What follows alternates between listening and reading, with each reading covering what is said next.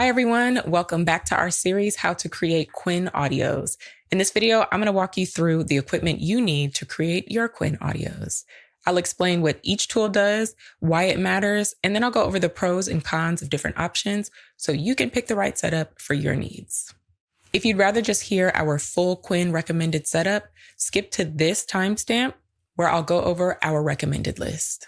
Let's get started. Step 1, choosing a microphone, condenser versus dynamic. The microphone you choose makes a huge difference in how your voice sounds. There are two main types of microphones, condenser microphones and dynamic microphones. A condenser microphone is very sensitive, meaning it captures a lot of detail in your voice. It picks up every breath, whisper, and vocal nuance, which makes it perfect for intimate recordings like audio erotica. But because it picks up so much detail, it also captures background noise and room echo. That means a condenser mic works best in a quiet, controlled environment. A great condenser mic is the Audio-Technica AT2020. It's affordable, it sounds fantastic, and is one of the most popular choices for audio erotica. A dynamic microphone is less sensitive than a condenser microphone, meaning it doesn't pick up as much background noise. If you're recording in a room that isn't quiet or soundproofed, a dynamic mic can help keep your voice clear while cutting out distractions. A great dynamic mic is the Shure SM58. It's super durable and is great at rejecting background sounds. Both of these options are XLR microphones, meaning they require an XLR cable and an audio interface to process and send the sound into your computer. I'll explain that in the next section. To avoid needing a cable or interface, you could go for a USB microphone, which can plug directly into your computer via a USB port. We generally don't recommend those as they produce lower quality audio, but it's a good alternative if you're looking for a portable, more affordable option. The Blue Yeti is our recommended USB mic. Now that you've chosen your microphone, let's talk about how you actually connect it to your computer. If you have an XLR condenser or dynamic microphone, that means you'll need an XLR cable. An XLR cable is a cable that connects your microphone to an audio interface, which we'll talk about in the next section. A great XLR cable is the Mogami Gold XLR cable. If you're using an XLR microphone, you can't just plug the XLR cable into your computer.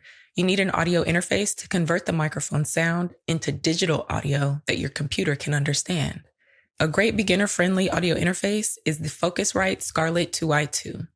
It's reliable, easy to use, and it works with almost any microphone setup. All right, now that we've covered microphones, cables, and audio interfaces, let's talk about a few small accessories that can make a big difference in your recordings. None of these are required, but they can help make your audio cleaner and smoother. First up, let's talk about pop filters. Have you ever noticed that when you say words with a P or B, there's a little burst of air that hits the mic?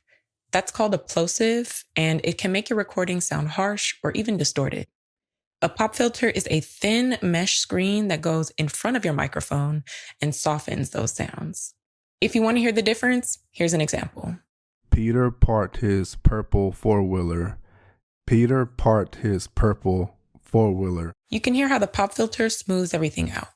Pop filters are super affordable and attach right to your mic stand. A great option is this one, Neewer pop filter.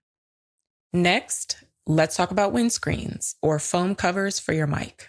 A windscreen helps soften breath sounds, mouth clicks, and light background noise. If you've ever listened back to a recording and noticed that every little inhale is way too sharp, or you can hear the tiniest mouth sounds, a windscreen can really help. Here's what it sounds like without a windscreen and with one. It's a subtle difference, but it makes your recordings feel clearer and more natural. A great option is the Tetra Technica foam windscreen. If you tend to breathe heavily into the mic or record close up, this is a really good add-on to consider. Have you ever been recording and you accidentally bump your desk and suddenly your whole recording has this loud, deep thud? That happens because your microphone picks up vibrations. A shock mount is a small cradle that holds your microphone in place and absorbs movement, so those bumps and vibrations don't get picked up in the recording. If you use a desk stand or tend to move around a lot while recording, this can be a game changer. A great option is the Eggsnow microphone shock mount. If you notice thuds or handling noise in your recordings, I definitely recommend getting one. All right, now that we've covered microphones, cables, audio interfaces, and accessories, let's go over how all of these pieces fit together. If you're feeling a little overwhelmed, don't worry. I'm going to break it down step by step, and then I'll give you a simple setup that makes it easy to get everything you need in one go. If you're using a USB microphone, you don't need any extra equipment. Just plug it directly into your computer and you're good to go. But if you're using an XLR, condenser, or dynamic microphone, like the Audio-Technica AT2020 or Shure SM58, here's how everything connects. Number one, your microphone plugs into an XLR cable. Number two, the XLR cable connects to an audio interface. Number three, the audio interface connects to your computer via USB. And then if you have those optional accessories, number four, your microphone is mounted in a shock mount to reduce vibrations and unwanted noise. Number five, a windscreen is placed over the mic to minimize breath noise, subtle mouth sounds, and environmental interference. And number six, a pop filter is positioned in front of the mic to soften plosive sounds, like P and B sounds. And that's it.